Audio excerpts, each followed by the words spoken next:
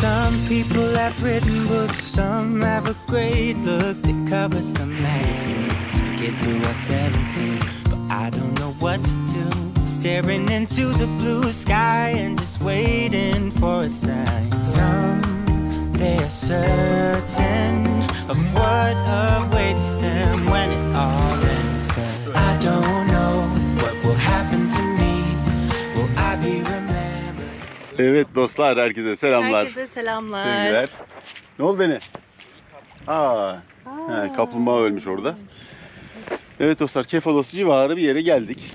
Burada da bir aile var tam şurada. Karavanla kalıyorlar. Roman bir aile. Onlar da bizi izliyormuş, geldi. İngilizce biraz çatpat. Tabii bizim çatpat. Arkadaşımla biraz çatpat konuştuk. Bizi de izliyorlarmış. Çok güzel. Yani Romanya'dan bile bizi izliyorlar. Harika bir şey. Şimdi botla açılacağız. Evet, uzun zamandan sonra. Uzun bir ara vermiştik bu işe. Çok heyecanlandım. Şimdi gerçekten heyecanlıyız denize açılacağımız için. 13 kilometre falan rüzgar var. Bizi açığa doğru götürecek rüzgar büyük ihtimalle. Enerjimizi de dönüşe göre harcayalım diye düşünüyorum.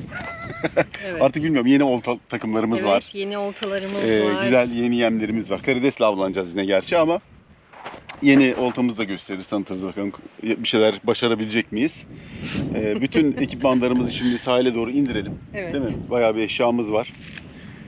Kayalık bir bölge burası. Biraz da sığ. Biraz kürek de çekmem gerekecek, bir 20-30 metre falan. Evet, en az 30 metre kürek çekmem gerekecek ki ondan sonra motoru indirelim, devam edelim.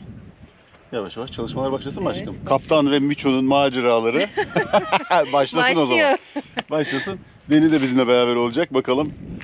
İki oltayı size vereceğim. Deni de meraklı çünkü oltaya. Ben ve Deni meraklıyız zaten oltaya. İki oltayı size vereceğim. Ben botu kullanacağım.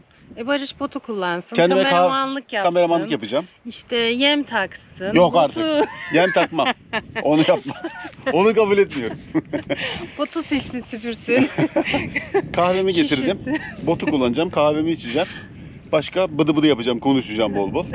Böylece ne? Zaman geçireceğiz. Tamam. Hadi çalışalım.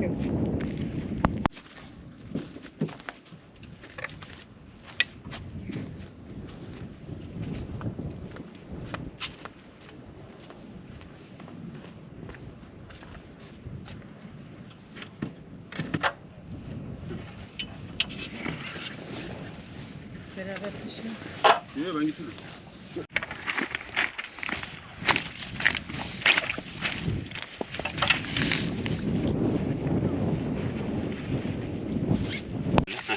Sonra ipi çekiyorsun.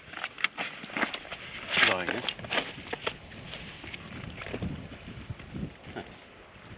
O yukarı kaldıktan sonra çekiyorsun. Evet. Sonra bunu itelim.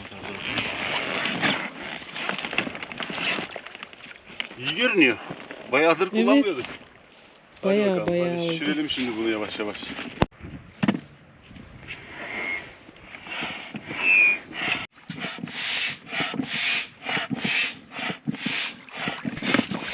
Haydi Barış. Az kaldı. Çalış bakalım. Çok uzun sürmüyor canım. Evet, Biraz evet. pompada bir problem var. Tam açılıp kapanmıyor. Böyle bir kilitleniyor. Yoksa çok daha önce şişmişti. Yarım kalıyor. Heh. Aslında bizim elektrikli pompamız da var. Olmuyor mu buna? Elektrikli pompaya buna göre uç yok. Ucu Bota mu? göre. Onu öyle ayarlamam lazım. Aslında yapılır. Evet yani. Yoksa var. Çok rahat da şişirir. Deneyelim mi gidip? Evet.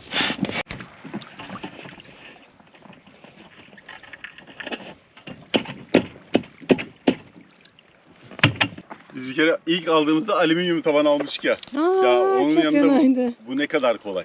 Evet. Yani arabayla taşıma muhabbetinde kesinlikle şişme tabanlı almanız lazım. Bakın şişme tabanı da normal botun denye diyorlar. Denyesinden çok daha sağlam. Yani bu şeyler gibi.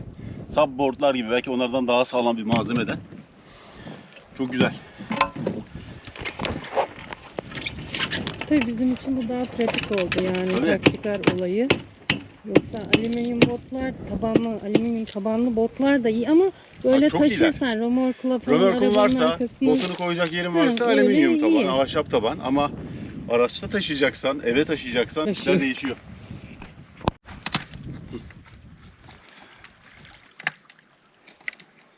Tamam. Bayrağımız da tamam.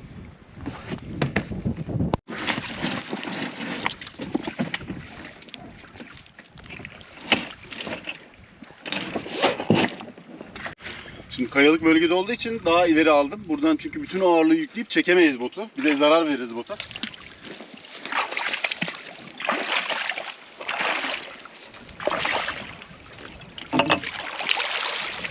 Ben sizi alacağım bütün eşyaları yükledikten sonra. Tamam.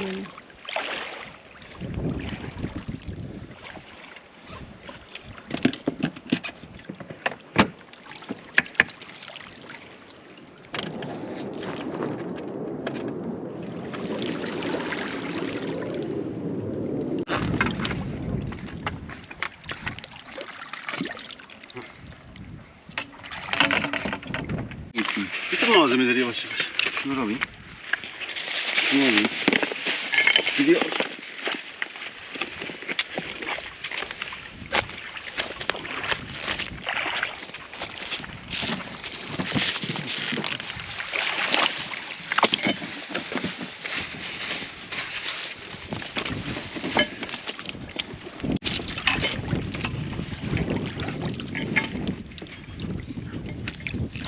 Malzemeleri şöyle alalım. Ver. Bir de yer kalsın. Tamam, gelebilirsin dedi. Dur biraz daha böyle alayım. Şöyle. Ya da mamanı mı alalım önce? Maman gelsin. Gel seni alalım önce.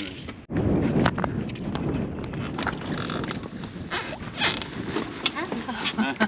Hadi bakalım. Bay bay Deniz. Hadi be. Seni bırakıyorum. Hadi gel. Ver kamerayı bana, sen de bin hadi.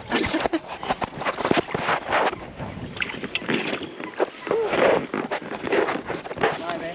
Hadi bakalım, şimdi ilk önce kürek çekeceğiz. Ben biraz yürüyeyim. Şöyle benim karşıma oturabilirsin.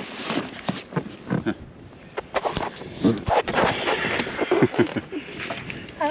Hadi salıyorum sizi şimdi. Şuradan inerim ben. Seni düşebiliriz babam geliyor şu anda. Yes!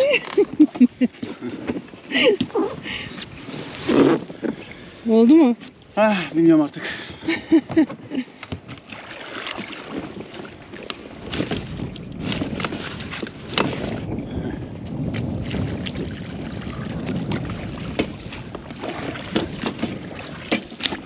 Dönüş. Heh.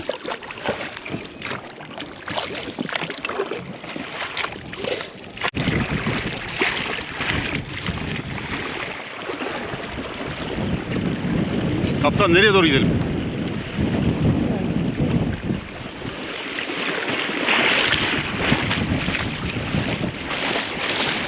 Evet, çok güzel. Öyle öyle. İnsan hiç Evet dostlar, 2 tane oltamız var. Özellikle bot için istedik. Alvastar oltalar ve ip misinalarımız var. Kalınlıkları 2 milimetre diye geçiyor galiba bunların. 1.82 milimetre diye. Ve işte 20 kilo çekerli. O ötüyor rüzgarda ipler. Çok güzel. Bunlarla şanslarımızı deneyeceğiz bakalım. Bir şeyler alabilecek miyiz? Rüzgarı bıraktık kendimize. Biraz açıldık. Şansımızı deneyelim. Bir tane tekne de şurada atıyordu ama onlar da şimdi uzaklaşmaya başladılar. Dibi de görüyoruz. Burası sanki bir 8-10 metre gibi görünüyor. Deneyelim şansımızı bakalım. Biraz daha gideriz herhalde. Yani 8-10 metrede de zor olabilir. Yavaş yavaş zaten rüzgar bizi dışarı atacak. Hadi.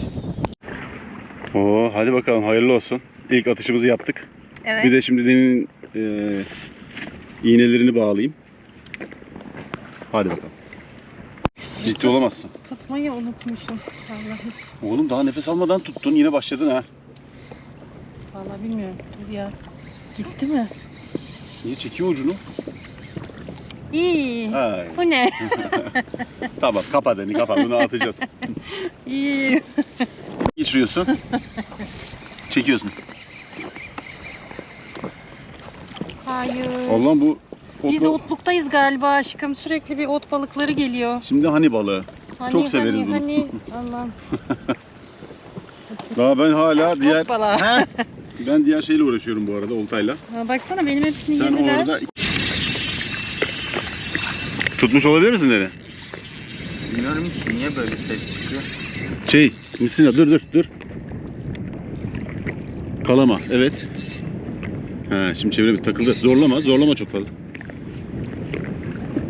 Ha, takıldı. Vurmuyor mu? Vurma yok değil mi? Bir kere vurmuştu böyle.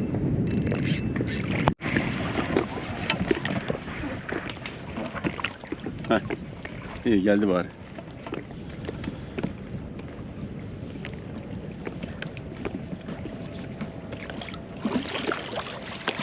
Getir bana ha. At. Bu ne? Bayağı gerilim verdin bize ama. Evet. Hadi bakalım. Tırt.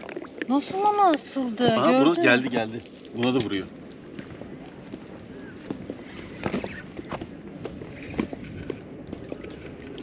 Evet bir şey var ama küçük balık gibi. Hadi bir düzgün bir şey olsun ya. Hadi bir açılış yap. Yok hani balığı. Oğlum ne haniymiş bunlar ya. Ay. Her yerde bunlardan var.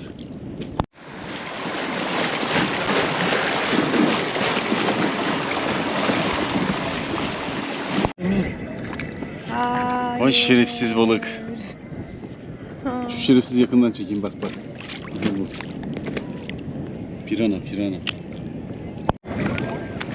Evet dostlar, uzun uğraşlar sonucu dev gibi bir balık aldım diyormuş. Hiçbir şey alamadık Maalesef. maalesef. Burada kahve içtik, keyif yaptık, sohbet ettik, güzel kaliteli zaman geçirdik.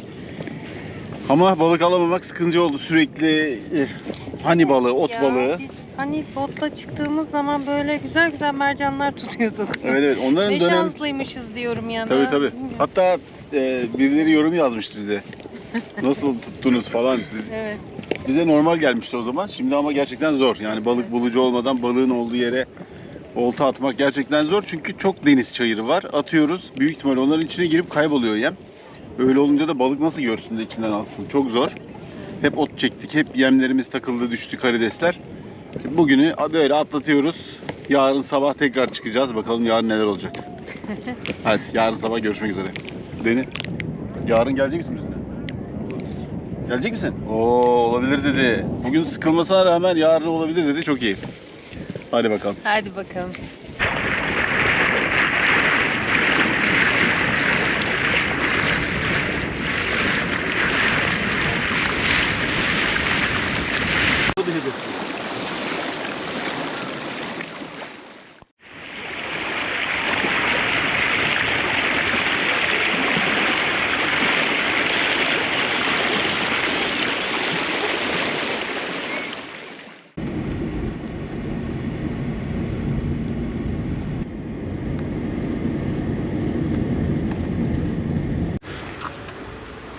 Evet dostlar, herkese selamlar, sevgiler. Oltayla hiçbir şeyi yakalayamadıktan sonraki gündeyiz arkadaşlar. Şimdi bugün de yanıma birilerini almaya çalıştım. Kimse gelmek istemedi. Tek tabanca gidiyorum. Şöyle malzemelerimizi atalım. Yavaş yavaş muhabbet ede meramıza gidelim bakalım. Tabii neler yapacağım onu da anlatacağım size. Şimdi arabayı da çalıştıralım bakalım, biraz ısınsın arabamız. Abi güzel oltalarımızı aldık. O kadar heves ettik. Oh toz toprağa bak. Çok fena fırtına var. Oltalarımızla denize açılamıyoruz. Zıpkın'da balık avında bile çok bulanıklık var, dalga var. İstediğim gibi av yapamıyorum. Biraz yoğunluk var. Gittiğim yerlerde başka zıpkıncılar var. Tabii kara kıyı yaptığım için bu kara kıyıda yoğun sezonda biraz tabii zor oluyor balık almak. Genel olarak çocuklarla zaman geçiriyorum. İşte futbol antrenmanları. Çocuklarla beraber bir yerlere gitmeler. Denize git gel. Eva ile beraber birlikte bir şeyler yapmalar. Keyif yapıyoruz anlayacağınız. Yani sezon olduğunda keyfimize daha çok düşkün oluyoruz. Şöyle camı da bir sileyim. Şöyle biraz darbe almış cam. Klimamı açtım. Şimdi bugün ne yapacağım? Bugün Uğurlu taraflarında bir yere gideceğim. Kendi kendime bir iki tane balık alıp, yani ilk amacım akşam yemeğini çıkartmak. Bir iki balıkta, bir balık bile belki yetebilir. Bir balığı da kendime sashimi gibi bir şeyler yapmak. Sashimi, işte hardallı, zeytinyağlı, acılı, sarımsak tozum var. Yani birçok karışım aldım. Krem peynirim var. Altta böyle bir ekmek alacağım. Baget ekmek, böyle çapraz çapraz keseceğim ince ince. Onun üstüne o balık çeşitlerini parça parça koyup minik minik götürmeyi düşünüyorum. Benim adıma keyifli bir yemek olacak. Umarım sizinle birlikte de güzel, keyifli zaman geçiririz. Şimdi markete gideceğim. O baget ekmeklerinden alacağım. Onu da alalım. Onu da alırsam, unutmazsam. Ekipmanlarım da tam galiba. Bir tane üst kıyafetim var. Bir tane videoda anlattım galiba ama onunla da almayı düşünüyorum. Eğer ilk girdiğimde soğuk olursa onu bırak çıkacağım, onu çıkartacağım falan ama sanmıyorum o kadar soğuk olacağını. Sadece üstle avlanacağım. Üst elbise incecik. Giyimi kolay. Kuruması kolay. Yıkama işi falan veya eşya taşıma, ağırlık taşıma işi inanılmaz rahat oluyor. Onları kendimi fazla yormadan bir av yapmayı düşünüyorum. Ama Uğurlu tarafına gideceğim dedim. Tam olarak tabii Mera'yı söylemiyorum neresi olacak da. Uğurlu'da da askeriye olabildiğince yeri kaplamış. Daha önce bununla ilgili konuşmuştum. Şirinköy'ün Mera'sını komple aldı. Yakında burayı kapatır diye. Ama şimdi Uğurlu limanın sağ tarafında kapatmışlar. Geçen arkadaşım Erman geldi. Ta Amerikalardan. Onunla beraber hadi gidelim oraya dedik. Limanın sağından gireriz dedik. Bir baktım kimse yok. Çok iyi ya falan dedik. Bu sezonda nasıl kimse olmaz? İmkansız yani. Orada karavanlar falan insanlar oluyor. Bir baktık askeriye koymuş, böyle amblemlerini koymuş, askeri şeyler, resimler falan. İçeri girmek yasak. Limanın sağa da gitmiş. Normalde liman ve sol tarafıydı köpek kayalıklarına kadar. Liman ve sağ tarafı da gitmiş. Hiç kimse içeri sokmuyorlar. Yani Uğurlu'da yaşayan insan oradan nasıl denize gidecek, nasıl balık avı yapacak, işleri oldukça zorlaşmış. Yani orada köyde yaşayanlara da kolaylıklar diliyorum konuda. Gerçekten yürüyerek denize gitmek varken veya yürüyerek oltaya gitmek varken sürekli araçla bir yere koşturmak zorunda kalacaklar bu sefer. Yani yapacak bir şey yok. Ama zor. Şimdi biz oraya doğru gidelim bakalım. Eğer komple de bir yerleri iyice kapanmadıysa bir yerlerden girmeye çalışacağım. Oradan şansımızı deneyelim. Yavaş yavaş. Şimdi de ilk önce bir markete gidelim bakalım. Ekmeğimizi bulacak mıyız? Markette de dolaşalım beraber. Evet, merkeze doğru geliyoruz.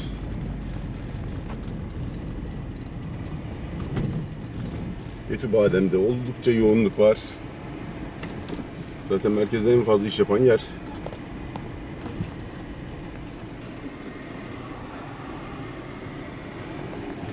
Yolumuzu verdik. Genel olarak herkesin yapmadığı şey.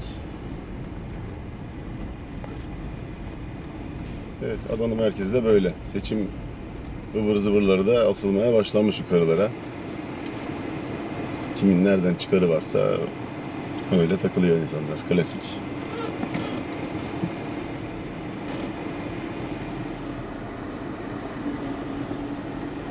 Yavaş yavaş Migros'a doğru gidiyoruz. Bir 200 metre sonra Migros'ta olacağım. O da merkezde bu şekilde.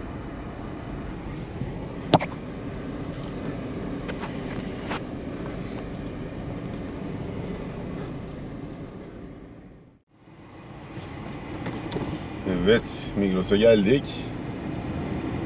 Şöyle şu sağ köşeye bir park edelim bakalım.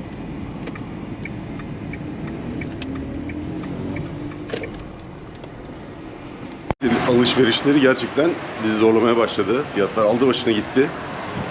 Kredi kartını kullanmaktan bir hal olduk. Kredi kartı da kullanılmaktan bir hal oldu zaten. Çalışmıyor kredi kartı. Artık telefondan, uygulamadan QR kodla alışveriş yapıyoruz.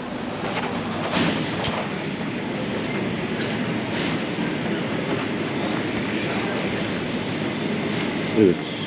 Baget ekmeğimiz burada. Bunu alalım bakalım. Şöyle.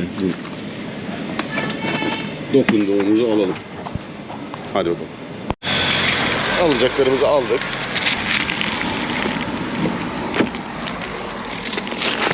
Ay. Şöyle atalım bunları bakalım. Erbil Hoca'yı da gördüm Cemile ile beraber kasada. Hemen orada kısa bir muhabbetle arabaya döndüm. Şimdi yavaş yavaş meramıza doğru gidelim arkadaşlar. Bakalım merada bizi ne bekliyor. Bu arada bizim yediğimiz ceza ile ilgili hepiniz bilgi sahibisiniz. Onunla ilgili birçok soru geldi. Bazılarına açıklık getireyim. Şimdi tabii bakanlıktan bir ceza yediğimiz için biz de bunu kabul ettik. Niye kabul ettik? Kabul etmesek karşı dava açmamız gerekiyor. Tamamen mahkeme sürecine taşımamız gerekiyor olayı. Mahkeme sürecine taşıdığımızda avukat ücreti 2'ye katlıyor. Ödeyeceğimiz cezanın mesela ödediğimizi %25 indirimle ödedik. Mahkemeye gidersen indirimli olmuyor. O şekilde ödemen gerekiyor. Artı bir de yani farklı bir şekilde cezanın artma ihtimali de var. Ve faiziyle onu ödüyorsun bu sefer. Kaybedersen davayı. Yani bize dediler ki niye kabul ettin? Niye itiraz etmedin? Niye isyan etmedin? Yani şimdi bakanlığın verdiği cezaya nasıl itiraz edebilirsin? Nasıl isyan edebilirsin? Böyle bir isyan yok. Yani kazanabileceğin bir dava olur. Biraz o açıdan bakın. Kazanabilecek bir dava. Hani kendi açımdan söylemiyorum yani. Yönetimsel açıdan söylüyorum. Çünkü daha önce de başıma geldi. Bana dediler ki kazanamazsın. Yani şimdi bu ikinci kez oldu yani. İlki farklı bir şeydi. Onun da ayrıntısını vermeyeyim şimdi. Saçma sapan bir şey yine. Sinirlerimizi bozacak. Gıcık bir manyak bir şey. Şimdi aklıma geldi. Ona da sinirlendim. Hatta dalışa giderken beni aramışlardı. Böyle bir şey oldu diye. Dalışta da saçma sapan hareketler yapmıştım. O gün video çekmiştim. Onda da saçma sapan. Çünkü kafa gitti öbür tarafta kalmıştı mevzuda. Nasıl bir davaysa neyse. Şimdi bunda da bize yöneltilen suçlama gibi bir şey oluyor bu. Suçlamaya şimdi karşı çıkılacak bir durum var veya durum var işte. Duruma göre hareket ettik biz de. Yani en mantıklı bu geldi. Avukatımız da böyle olmasını önerdi ve biz de kabul ettik. Bize de mantıklı geldi ve bu şekilde bitirdik olayı. Hani devam ettirmede riskler vardı. Daha fazla cezalar ödeme gibilerinden. Daha sonra tabii sağ olsun bir iki avukat bize biz bunu ücretsiz de yaparız diye savunmanızı devam edelim diyenler oldu.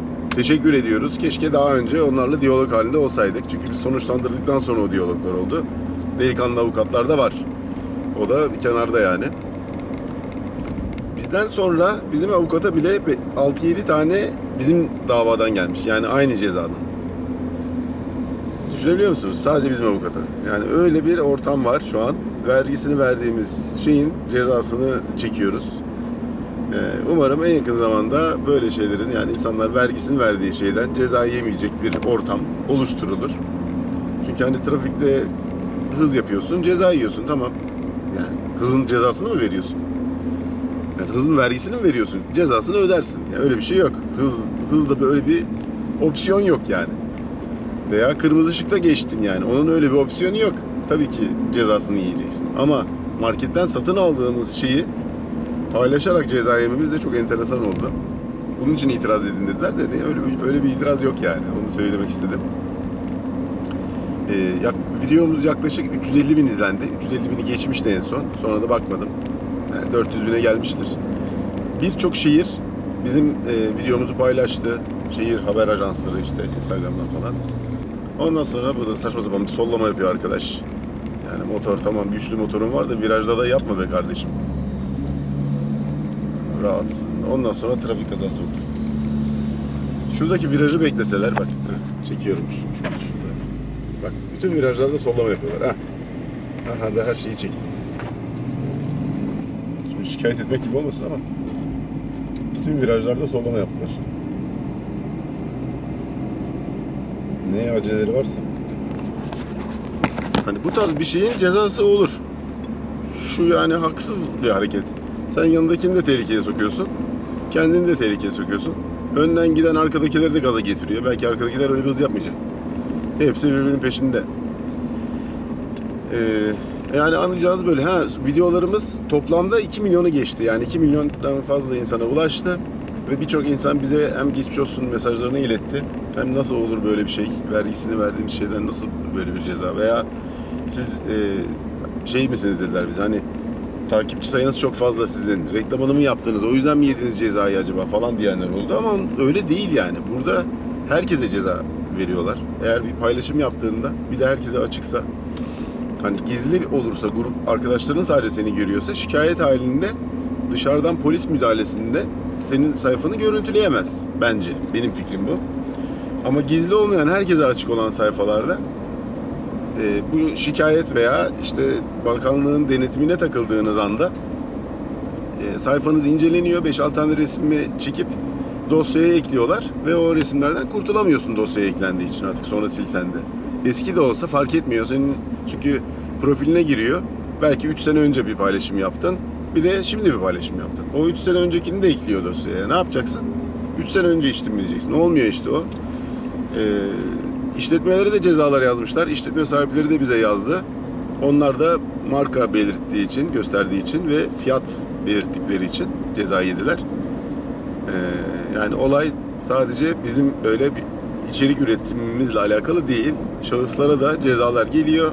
Aklınızda bulunsun. İşletmelerde eğer haberiniz yoksa, muhakkak vardır işletmelerin, onların da marka göstermesi yasak. Markalı bütün ürünler, bardaklar, tabaklar hepsi çöp oldu arkadaşlar. Normal şahıslar da ürünleri kesinlikle göstermiyor, o bahsettiğimiz ürünleri. Yani alkol ürününü ekrana yansıtmak kesinlikle yasak. İşletmelerde de reklamsız bir şekilde yansıtabiliyorsun sadece. Olay bundan ibaret. Umarım bu tuhaf olaydan vazgeçerler diye düşünüyorum bakanlığımızın. Bakanlık yetkililerine de buradan selamlar. Evet, sahile doğru ilerleyişimiz sürüyor. Dereköy'e doğru geldim. Bir yoğunluk var, motorcular geçiyor, arabalar önde, trafik. İstediğim hızla gidemiyorum. Şu an yani 50 km hızla gidiyorum. Bayağı yavaş ilerliyoruz. Hadi bakalım.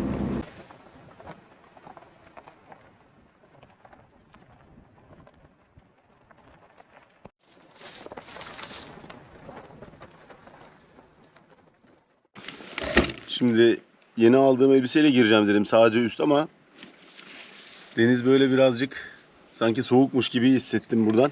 3,5 milimle gireceğim. Hem dizlerimi falan da daha iyi korumuş olurum.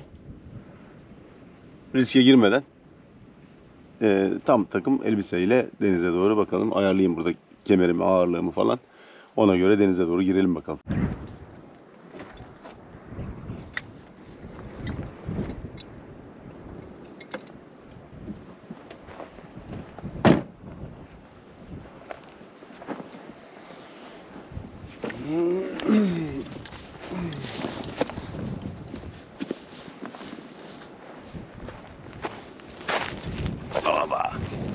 Evet dostlar. Hedef balığımız çupra, levrek. Şu an kofana belki olma ihtimali var. Sargoz. Başka? Belki kefal. Şu anda has kefal olma ihtimali de var. Bunları alırsak mutluyuz. Haydi.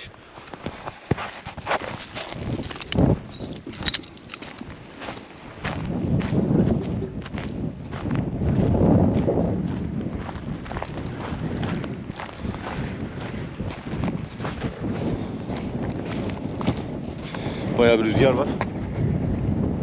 Sola doğru yüzdükçe daha çok hissedilir. Fert ettiğim ayakkabının haddi hesabı yok. Bütün ayakkabılarımı parçalıyorum.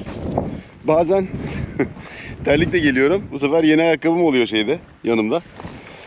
Aşağı meraya terlikle inme ihtimalim sıfır. Yeni ayakkabıyla bir iniyorum aşağıya. Ayakkabı pert. Bir böyle dikene takıyorum. Bir kayaya vuruyorum. Bir şekilde parçalıyorum ayakkabıyı. Hatta bir arkadaşım var.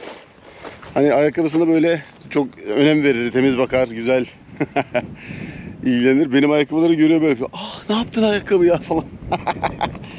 Yani burada da ayakkabılar pert oluyor. Yapacak bir şey yok. Haydi yürüyelim bakalım.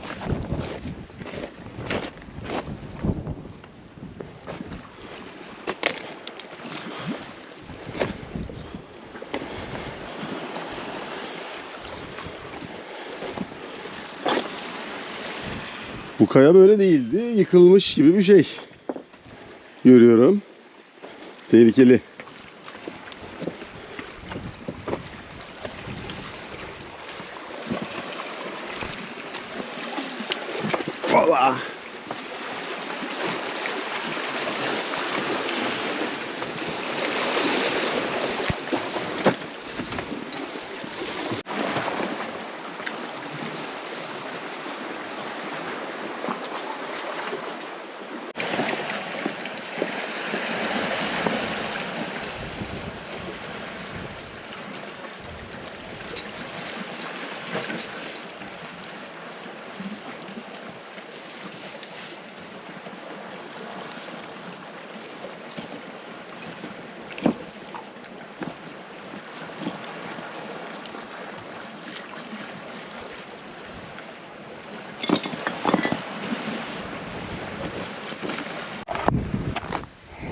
İşte bu sürekli bir şey unutma olayı var ya. Çok sevimsiz.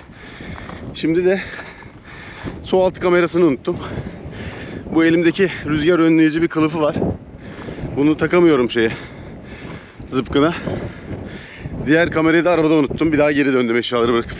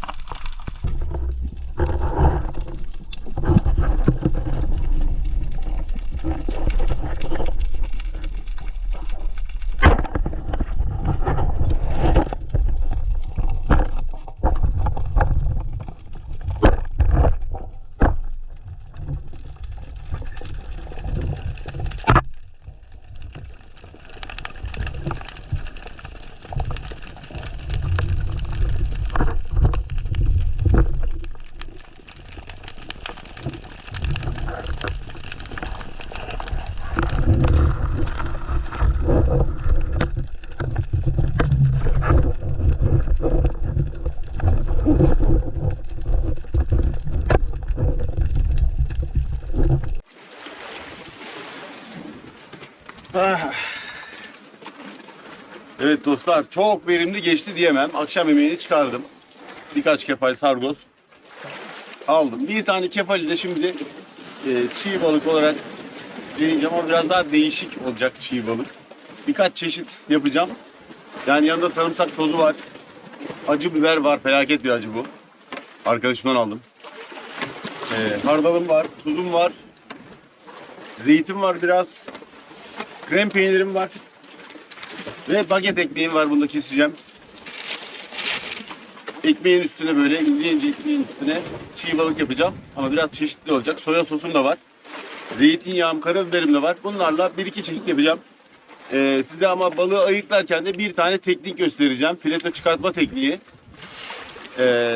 Çok güzel bir teknik bu. Yani balığın pullarını ayıklamanıza gerek yok. İçine ayıklayabilirsiniz. Çünkü o içi de sonra başka bulaşabilir yani filetoya falan. Sadece içine ayıklayın. Pullarını ayıklamayın. Biraz sonra gösteriyorum nasıl olacağını. Yani bir dahaki ayda, sonraki avda böyle deneyebilirsiniz. Şimdi şu balık bana yetecek. Başka balığa gerek yok. Şimdi yakın çekim yapacağım. Balığı ayıklarken pullar ve derisi hiç ayrılmayacak vücuttan. Filetoları çıkartacağım. Çok da basit bir yöntem. Bunu da siz kendi evinizde veya denizde böyle bir ortam oluşturduğunuzda yapabilirsiniz. Şimdi yakın çekim yapayım. Size göstereyim. Siz de yapın. Evet, böyle çekmeye çalışacağım size dostlar. Pullarını ayıklamadım. Pul olduğu için şöyle girebilirsiniz. Böyle girdiğinizde bakın pullar böyle içeri geliyor. Direkt derisine ulaşıyorsunuz. Omurgaya kadar, yani iskelete kadar kesiyorum ve sonra yana doğru açıyorum. Geriye doğru. Kuyruğa doğru. Filetoyu alıyorum içeriden. Finalde kuyruğu koparmıyorum buraya arkadaşlar. Bunu bir takla attırıyorum buna. Taklamızı attı. Buradan derinin altına giriyorum bu sefer. Tersten. Bu sefer kuyruk tarafından. Derisi ve pulları vücutta kalacak. Şöyle çekip çıkarıyorum. Şöyle gördünüz mü? Pullar da burada. Derisiyle birlikte komple. Bunu böyle kenara alıyorum. En son yıkayacağım bunu. Bu kuyruk tarafı için. Üst bölge için de şöyle bir şey yapıyorum. Şuradan. Çok yukarıdan kesince bunun burada bir kılçığı var. Bir tık arkadan. Sonra buradan şöyle bir kesik atıyorum. Tabii bu pulları olduğu için buradan kolay kesik olmuyor ama sonuçta oluyor. Buradan yine şöyle kılçığın üstünden şöyle bir kesik atıyorum finale gelene kadar. Sonra deriyi şöyle alacağım. Yine deri altta kalıyor ve şöyle bir parça çıkıyor. Bakın 2 parça bu taraftan çıkardım ve derisi vücuttan hiç ayrılmadı. Üst ve devamı. Bakın yapıştırırsam böyle sanki balık hala oradaymış gibi olacak. Şimdi bir de ters tarafını yapalım ve filetomuzu çıkartalım. Evet dostlar, 4 fileto çıkartmıştım bir balıktan. Bir tanesini yıkarken düşürdüm. Bir delik vardı. İçinde yengeç vardı. Kocaman böyle. Bir tanesi ona doğru bir düştü. Yengeç onu kapıp içeri doğru gitti. Ben böyle aa falan oldum. Çok ilginç bir sahne oldu. Tabii onu da orada kameram falan yanımda değil ama benim adıma inanılmaz bir an oldu. Bir filetoyu kaptırdık yengece. Geri kalanları şimdi dilim dilim keseceğim. Burada kafama göre soslayacağım. İşte biraz çok az limon yapacağım. Bunu daha yeni Peru'dan bir video izledim.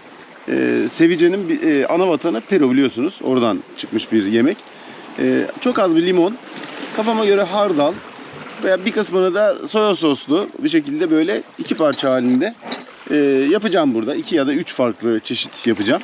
Sonra ekmeğimi keseceğim dilim dilim. Onları da size şimdi kamera biraz daha uzak mesafeyi koyup çekeceğim ama şimdi anlatmak istedim. Kırmızı soğanım var.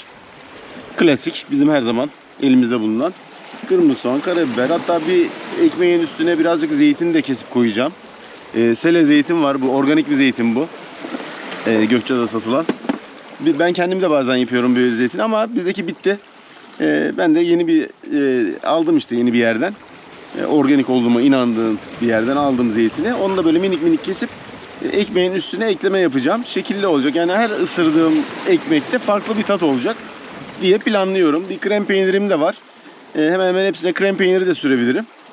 Bakalım beni neler bekliyor. Yani ben kendi adıma bir lezzet oluşturdum burada. Kimseye özenmeden, kimseyi izlemeden.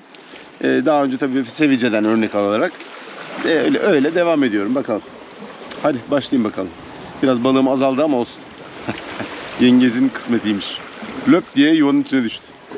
Hadi.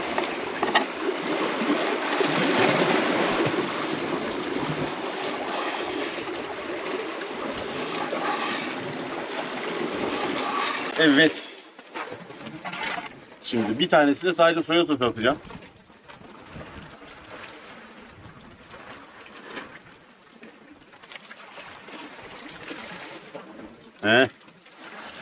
Soya sosu ve biraz limon ona ekleyebilirim.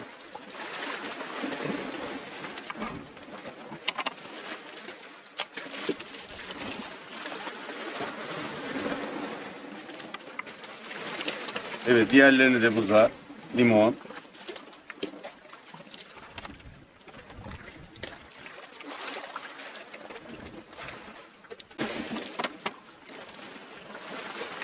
Şunu tabağa alayım.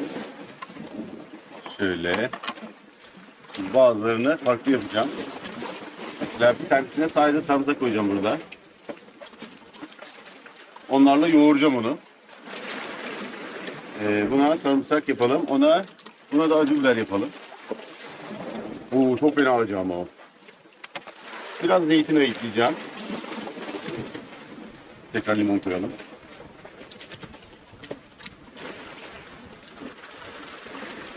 Bütün kesilmiş filetolara böyle bir limon çevresine değse yeterli oluyor zaten.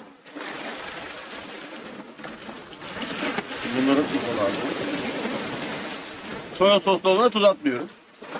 Soya sosu çok tuzlu zaten.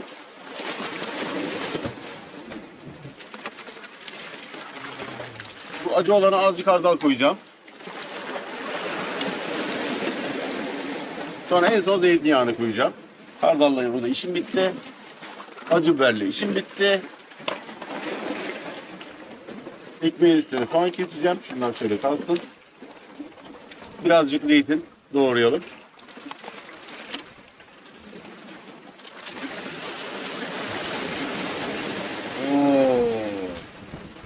Deniz masaya kadar gelecek neredeyse.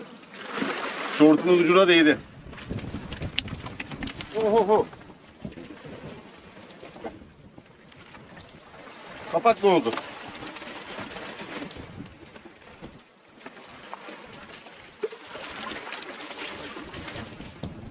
Rüzgar fena. Şöyle minik minik soğanlarım olacak.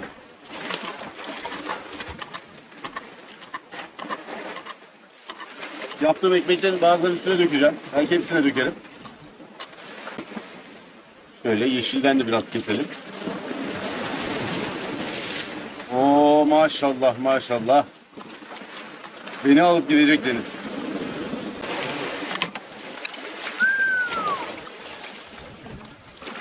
Bıçak gerçekten bana saplanıyor neredeyse.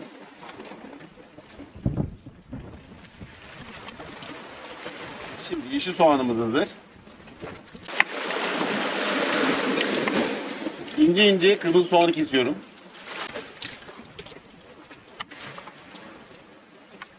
Tamam, bu kadar soğan yeter.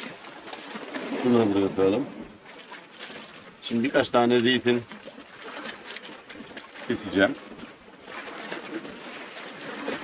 Bu sene zeytin olabildiğince kuru, yağsız, tuzsuz, tuzu az.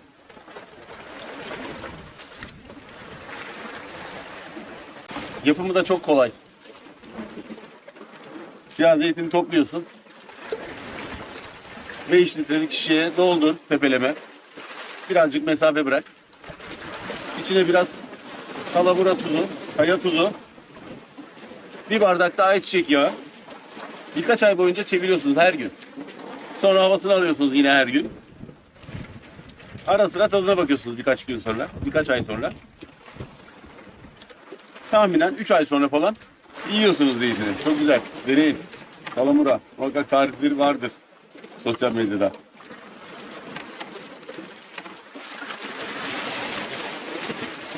Bu arada geçen hafta Bursa'dan arkadaşlarımız, dostlarımız geldi aileleriyle. Bülent Ulusoy, Barış ve Murat aileleriyle, eşleriyle, çocuklarıyla adaya geldi. Vurdukları balıkları bize ısmarladılar. Birlikte yemek yedik. Onlara da buradan kucak dolusu sevgiler iletiyorum. Selamlar dostlar. Zeytin de tamam. Şöyle balıkları biraz çevirelim bakalım.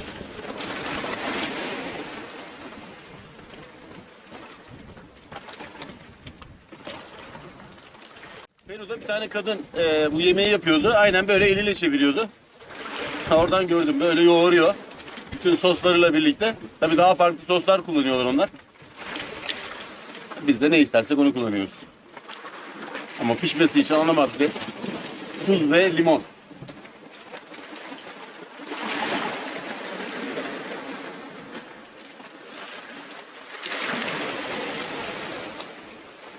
Üç çeşit çiğ balık yaptım. Bakalım üçü nasıl olacak. Tabii üstüne yine soğan, yeşil soğan, kırmızı soğan ve zeytinle bir süsleme de yapacağım. Bunu da kaldıralım bakalım.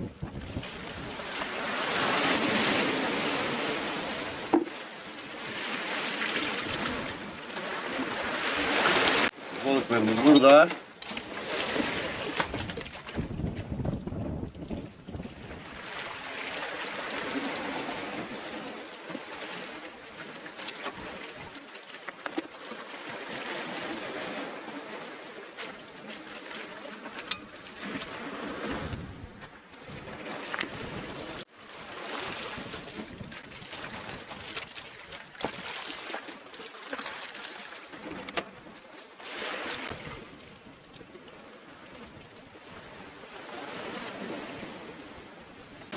Evet dostlar, şimdi yemeğimiz hazır. Hepsini şimdi dağıtacağım, bakalım ekmekler nasıl olacak.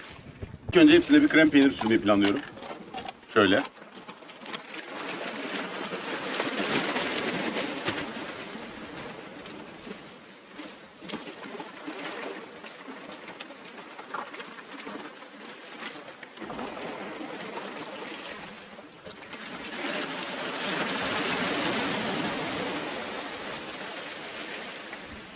Dalgalar fena.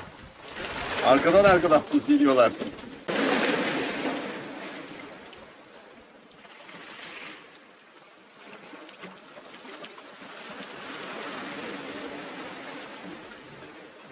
Evet dostlar, balıkları şimdi parça parça böleceğim. Şöyle soya soslu yapacağım şu posta. Şöyle. Oo. Diğerini biberli hardallı, acı biberli hardallı.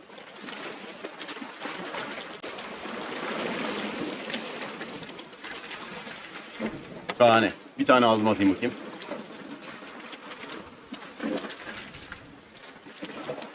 Güzel. Bir de sarımsaklı karabiberli var burada.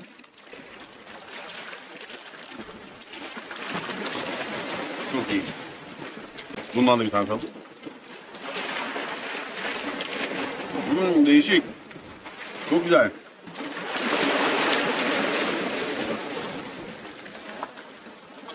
Nasıl yapalım? Şimdi bir tanesine şöyle azıcık yeşil biber, birkaç zeytin, şöyle ısıracağım.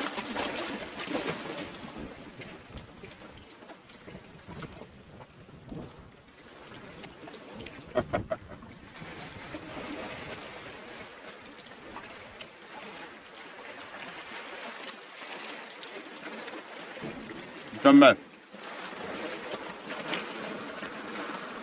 Evet, diğer hardallı acı biberliye sadece kırmızı soğan koyuyorum. Şöyle ısıracağım bundan.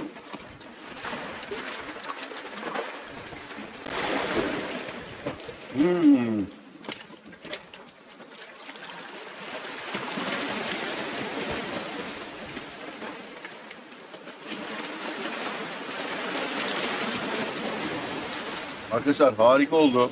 Bu inanılmaz. Şimdi sarımsaklı olana, sarımsaklı karabiberli olana da kırmızı soğan koyacağım. Kırmızı soğan hoşuma gitti. Benim klasik.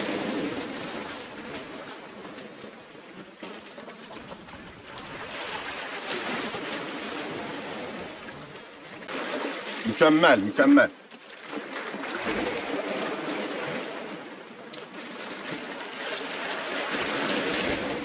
Evet dostlar.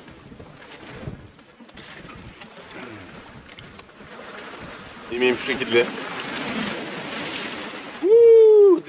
Deniz suyu da geldi yemeğe. Wow. Evet dostlar, daha iyi manzaralar, daha iyi sofralar sizin olsun. Hoşça kalın.